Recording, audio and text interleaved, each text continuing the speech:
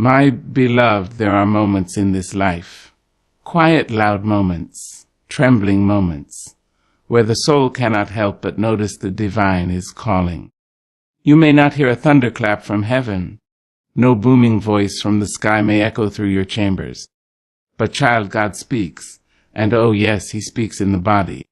He whispers in the bones. He moves through the marrow. He dances with your pulse. Let me tell you now of the 7 signs, the sacred 7, where your flesh becomes his microphone. Ah, my dear heart, sit with me a while and let us speak softly about that holy shiver, the kind that creeps along your spine like truth unveiled in moonlight. You know the one. It comes unexpected, uninvited, but never unwelcome.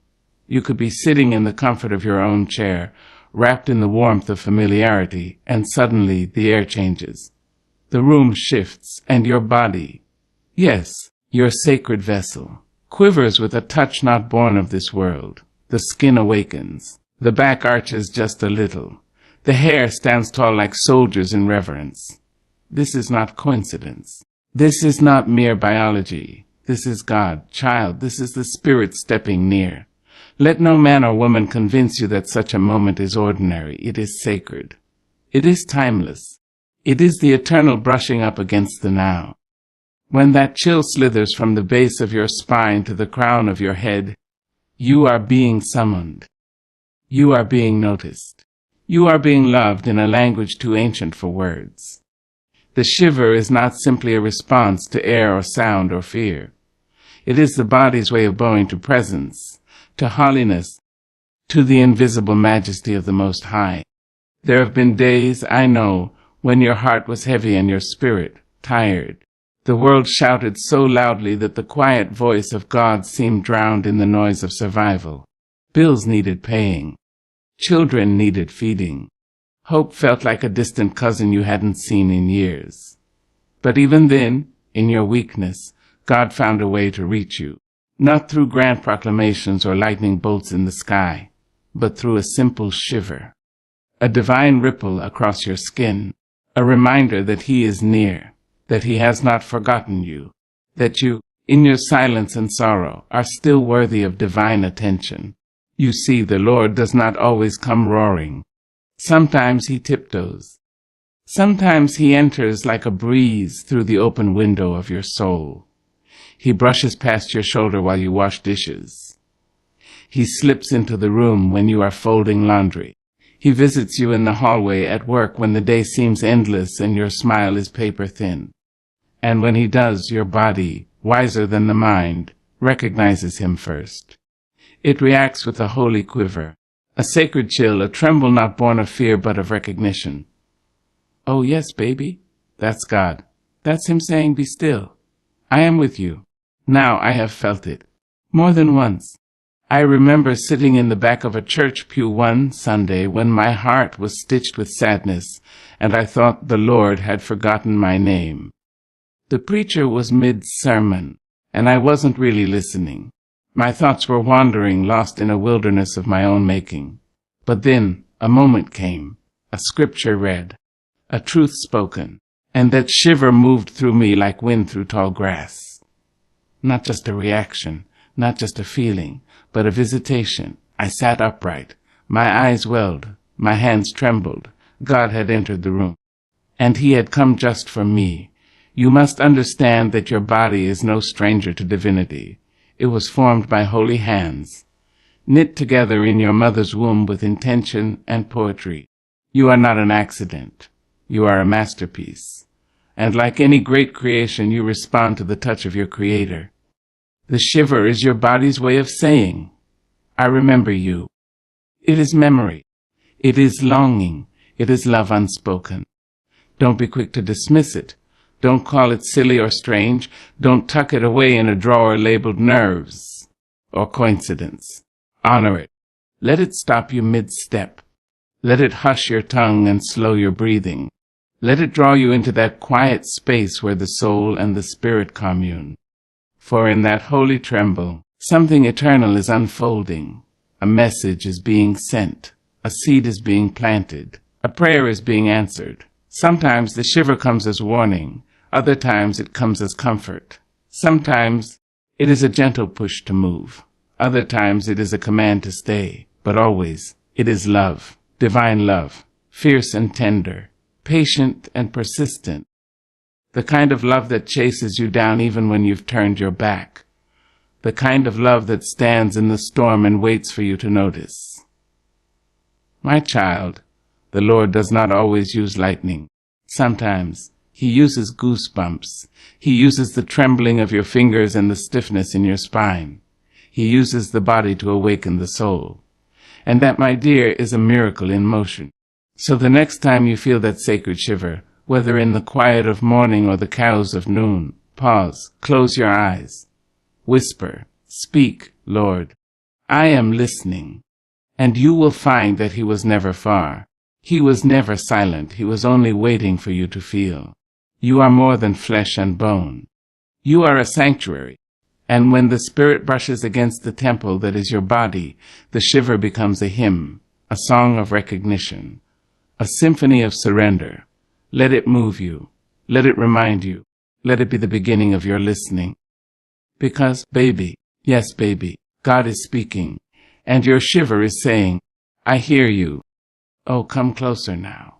Let me wrap my arms around you and speak softly, for this is not a tale for the distracted ear.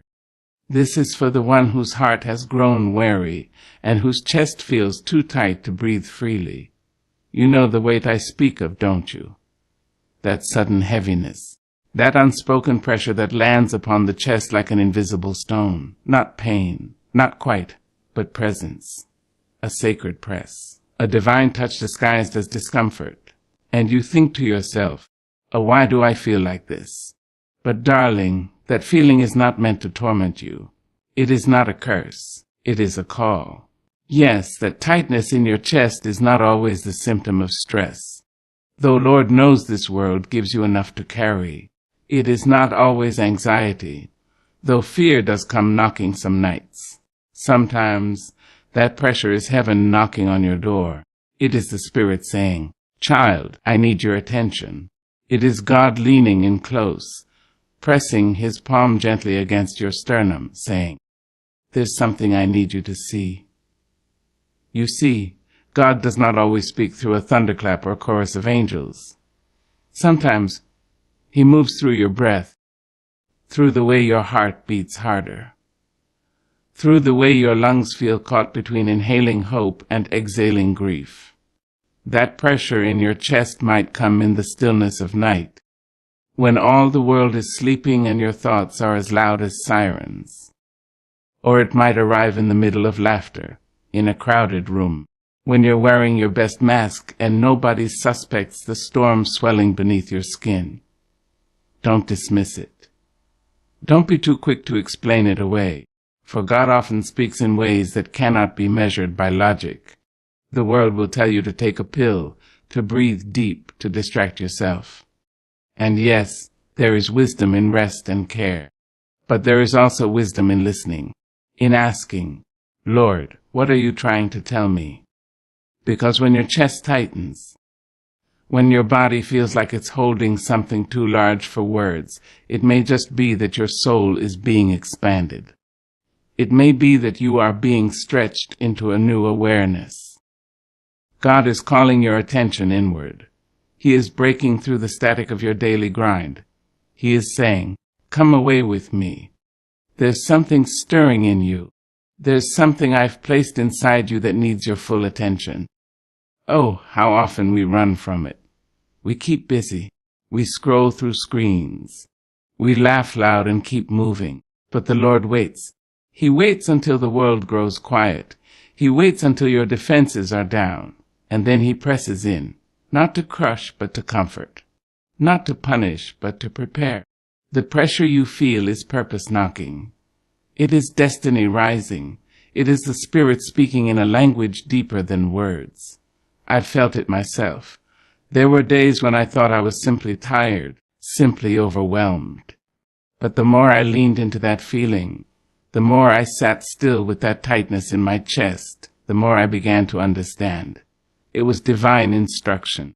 It was the Lord saying, you're out of alignment. You're trying to carry what was never yours. You've let fear sit on the throne of your heart. Let me take my rightful place. And baby, when I surrendered, when I finally breathed deep and said, "Here I am, Lord," the pressure did not vanish, but it transformed. It became peace. Not the kind of peace that comes from a quiet room, but the kind that comes from knowing you're not alone. The kind that comes when you realize that the weight you feel is not punishment, it's presence. Holy presence. The kind of presence that steps into your soul and begins rearranging things. The kind that doesn't ask for permission because it already owns the lease on your heart. So if your chest feels heavy, if your breath feels short, if something inside you is crying out without words, do not fear. Sit with it. Place your hand over your heart and whisper, "Speak, Lord." And then listen. Listen with your whole body. Listen with the ache in your bones and the stillness in your spirit. He will speak. Oh yes, he will. He may be telling you to let something go. Something you've clung to for too long. A dream that's no longer yours. A relationship that's breaking you instead of building you. A fear that's dressed itself up as caution. Or maybe, just maybe, he's telling you to hold on. To stay in the fire a little longer because something beautiful is being refined within you. Sometimes the tightness is labor. You are birthing something, a new level, a new calling, a new strength. Child, don't run from the pressure. Lean into it. Press your palms together and pray, not for escape, but for understanding. Say, "Lord, what is this weight trying to teach me?" And he will show you. He will show you how he uses even discomfort as a doorway to destiny. He will reveal the treasure hidden in your tension. For the Spirit of God is a gentle yet relentless teacher. He will not shout when a whisper will do. And so he speaks through your body, through your breath, through your beating heart. That tightness is a trumpet.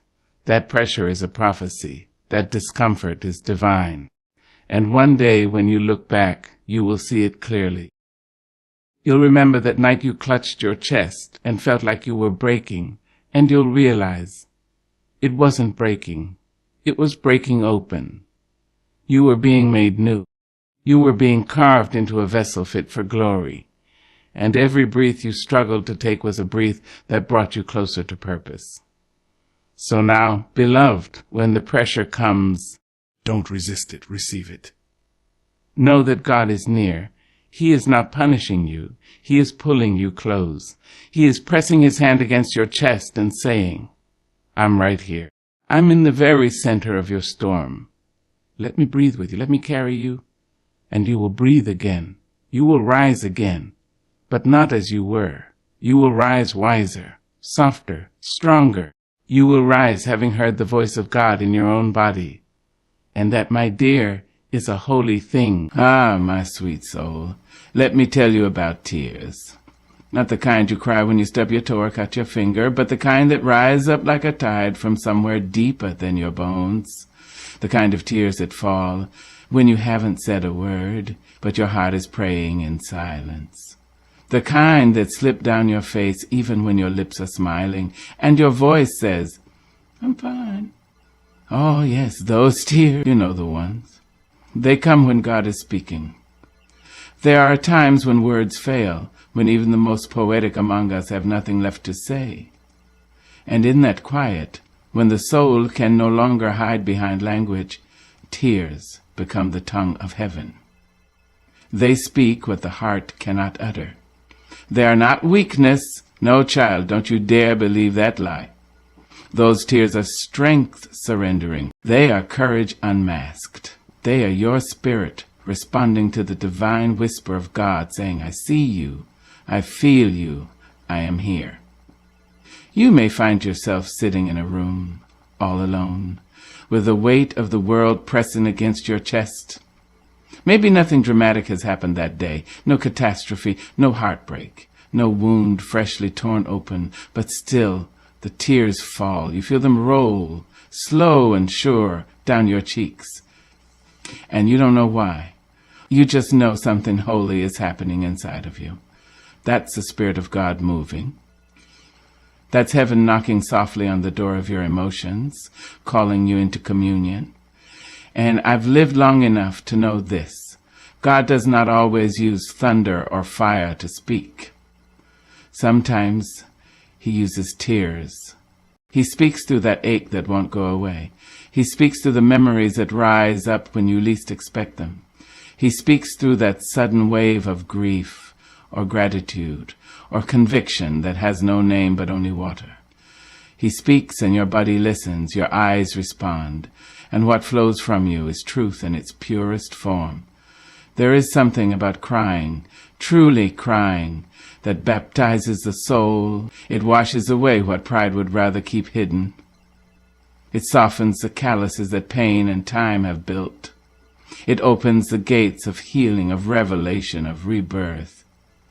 Sometimes God cannot get a word in until you cry, until you let go, until you stop holding everything together and allow yourself to break beautifully, tenderly in his hands. I remember a woman I knew who never cried, not at weddings, not at funerals, not when her heart was shattered into 1,000 pieces. She was proud of her strength, of how well she could hold it all in. But one day, in the middle of a quiet church service, she sat down and wept like a child. No one had touched her, no one had said a word. The Spirit had simply come near. And in that closeness, her soul could no longer pretend. Her tears spoke all the prayers she had buried beneath her smile, and in those tears she was healed. You see, the tears are not always about pain. Sometimes they're about beauty too deep to hold. Sometimes you'll be walking down the street, and the sun will hit the leaves just so, and a breeze will kiss your cheek, and suddenly you're overwhelmed by the presence of God. Tears come not from sorrow, but from awe, from gratitude, from the unbearable lightness of knowing you are loved by the Creator of stars and stillness. Other times your tears may come from conviction, from a sudden, unshakable knowing that you have strayed from the path, that you've been living small when God called you to live bold. And in those tears, God is not condemning you. No, he's correcting you in love. He's calling you higher. He's wiping away the dirt from your vision and saying, now see clearly, come home. It is a holy thing to cry when God speaks, because those tears are evidence that the message has reached its destination. The wall has come down. The armor has been pierced. The soul has received. And even if you don't understand it all in that moment, even if you can't explain what's happening, you know something eternal has touched you. You know you are not the same. Let no one make you ashamed of your tears. Don't you let this hard-hearted world tell you to suck it up or get over it. They don't know what your tears are doing. They don't see the angels that gather around when a child of God weeps in worship, in repentance, in wonder. They don't hear the Spirit translating every drop into prayers more powerful than speech. But God sees. God hears. God knows. When you cry, heaven listens. When you cry, the Spirit draws closer. When you cry, the weight begins to lift, and the healing begins. So the next time tears start to fall for no clear reason, don't rush to dry them. Don't apologize. Don't hide your face. Sit with those tears. Let them teach you. Let them speak. Say, Lord, what are you saying? And you will hear. Not always in sound, but in the sacred knowing that rises in the quiet afterward. That still peace, that inner shift, that breath you didn't know you were holding, finally released. Yes, child, tears are a message from the depths, a message from God. And even when no one else understands, God does. He bottles every tear. He honors every sob. He kneels beside every shaking shoulder. So cry if you need to. Cry because your soul needs rain to bloom. Cry because that's how healing begins. Cry because in the language of heaven, Your tears are the loudest praise. And know this, those tears are not in vain. They are the evidence that God is speaking, and your heart is listening.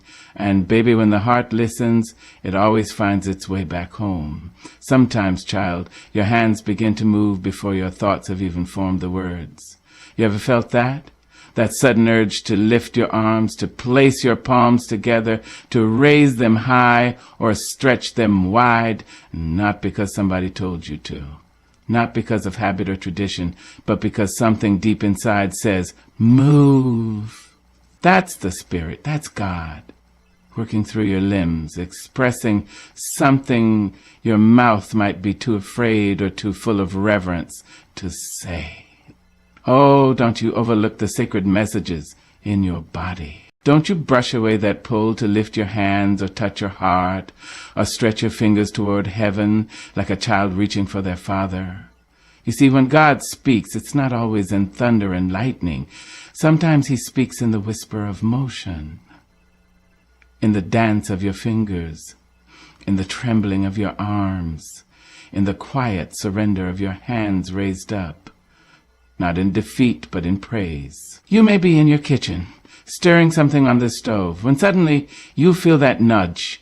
Something shifts in your chest, and your hands stop mid-motion. You close your eyes, and your hands rise. Or you may be walking down the street, your thoughts tangled like vines, when you feel a sudden warmth settle into your hands, as if heaven itself had kissed your palms. That, baby, is God. The lifting of your hands is ancient. It is a cry without words. It is the soul remembering who it belongs to. It's no small thing. It's not a performance or a ritual. It's a conversation. When your hands rise, they say, Lord, I surrender. They say, I'm open. They say, touch me, heal me, use me. When God hears every syllable of that silent prayer. You ever notice how children reach out without shame? When they need something, when they want to be held, they don't second guess. They don't rehearse. They just reach. That's how we are with God when we lift our hands. We're saying, pick me up, Lord. I can't do this down here by myself. And God, in his great mercy, always stoops low to gather his children. There is power in your posture. Sometimes God stirs your spirit, and before you can think about what to do, your body already knows.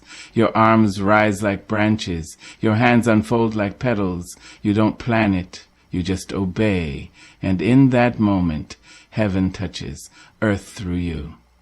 I've been in rooms where nobody sang, nobody spoke, but the atmosphere was thick with glory.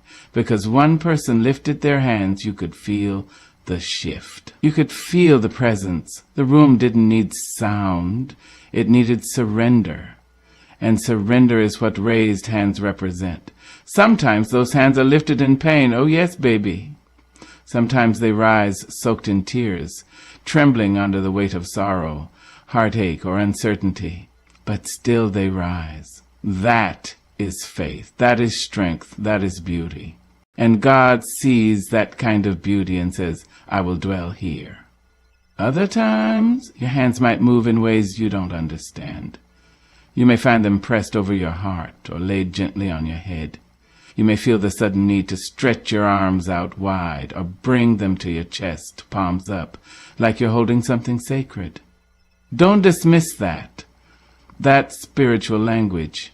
That's your body agreeing with your spirit. That's God communicating through the vessel he made. Now, I know this world teaches us to be still, to be small, to hold back, especially in public, especially if we're afraid of what people might think. But child, when the Lord moves you, you move. When the Spirit prompts you to raise your hands, don't be afraid of looking foolish. There is no foolishness in faith. The only true foolishness is ignoring the call when God is speaking. You ever been in the middle of prayer and felt your fingers tingle? That's not nerves, that's presence. That spirit electricity flowing through your veins saying you're not alone. I'm here. You ever felt your hands become warm, as if God placed a flame in your palm? That's Him preparing you for healing, maybe your own, maybe someone else's. Your hands are instruments, your hands are vessels, your hands are altars. Even in stillness, even when they don't move, your hands can speak. A hand resting over a heart, a hand stretched toward the sky, a hand gripping another's in quiet unity. Each of these is a sermon. Each one tells a story.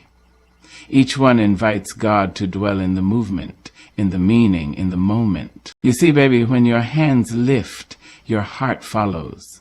When your fingers stretch toward the heavens, your spirit begins to rise. And when your body worships, your soul begins to heal. It's not about being in a church. It's not about being in a crowd. Sometimes the most sacred worship happens in the secret place, in the bedroom, the bathroom, the backyard. Wherever your spirit says, lift up holy hands, that ground becomes holy. And I know some may feel self-conscious, some may feel they're not spiritual enough, or they haven't earned the right to lift their hands. But let me tell you something, beloved. God is not measuring your perfection. He's measuring your openness. He's not impressed with performance. He's moved by sincerity. So if you feel that stir in your chest, if you feel your hands wanting to rise, don't hold back. Let your body respond to God's presence. Let your hands become wings. Let them become a language beyond language. Let them praise when your mouth cannot. Let them testify when your heart is still learning the words. And when you lift them not just as a gesture, but as a gift. Lift them with expectation. Lift them with trust. Lift them knowing that every motion, every movement is a message sent to heaven, and heaven always replies. Oh yes, child, heaven always replies. There comes a moment sometimes when you least expect it, when your body stops moving, your thoughts hush, and your chest grows still, but not with fear. No, not fear, child. It is a quietness that wraps itself around you like a soft shawl passed down from your grandmother's hands. It's a kind of stillness that silences every worry, every doubt, every noise of the world. And in that moment, you feel something you cannot name pressing gently on your heart. It's not heavy, it's not loud, but Lord, it is undeniable. That, my dear, is the peace of God. That is how the Almighty speaks. Through stillness. You see, we often look for God in the grand things, in the thunder, in the fire, in the earthquake. But He isn't always in the noise. No, sometimes the divine enters like a breeze whispering across your shoulders. Sometimes He slides in like sunlight through lace curtains. And when He comes like that, when He settles into your spirit, He brings a quiet that nothing else can imitate. A peace that doesn't make sense to the mind, but makes all the sense in the soul. Oh, child, there are times when you're walking through the chaos of life. Your bills are due. Your heart is aching. People are talking behind your back, and the storm clouds gather thick above your head. Yet somehow, some way, you don't break. You don't shatter. You don't even worry like you used to. Instead, there's this blanket of calm that tucks itself around your chest, and you say, I don't know how, but I know it'll be all right. That calm, that assurance, that is God speaking. That is the Holy Spirit saying, be still, I've got you. The world will tell you peace comes from having everything in place. A job, a house, a title, a partner, a plan. But that's a fragile peace. That's the kind of peace that disappears when one thing goes missing. God's peace? Oh, it's different. It stays when nothing else does. It shows up in the midnight hour. It stays when the job is gone, when the house is quiet, when the tears won't stop falling. God's peace is not the absence of trouble. It is the presence of trust. I've sat in hospital rooms where the machines beeped like anxious hearts, and doctors whispered words meant to prepare us for and right there, In that place where grief should have swallowed every ounce of faith, I saw eyes shining with serenity. I saw hands clasped in prayer, voices humming hymns, too soft for despair to interrupt. That peace, sweet, steady, sacred, was God himself, saying, I am near. You may be wondering how peace can be a sign that God is speaking. Let me tell you, because peace is not natural in a storm. It is not ordinary in the fire. It is not normal in the valley of the shadow. So when it comes, when you feel that quiet resting on your bones, it is supernatural. It is sacred. It is evidence that heaven has leaned close. Now don't confuse peace with passivity. Don't think that to be still is to do nothing. No, baby. Stillness is power. Peace is authority. Peace says, I am not moved by this mess because I know who my God is. Peace says, I don't have to fix everything. I just need to rest in the one who holds everything. That kind of peace speaks louder than any sermon. It preaches to your spirit. It says, let go, let God. I remember a night when the weight of life pressed so hard against me I thought I might break in half. Bills were overdue, friends were scarce, and sleep had long left me alone. I cried out, not even sure God could hear through the noise of my worry. But after all the weeping, after all the questions and silence, I felt something warm spread across my chest. I exhaled. For the first time in days, I exhaled. The tears slowed. My heart beat steadier. I had no answers, but I had peace. And that, my love, was God saying, rest. I'm here. This peace will come when you choose to trust, even when you don't understand. It will come when you stop chasing control and start holding faith. It will come in your kitchen, your car, your shower, your prayer closet. It will come when you stop running, when you stop shouting, when you stop trying to do it all in your own strength. It will come. And when it does, you will know this is not from me. This is from something higher.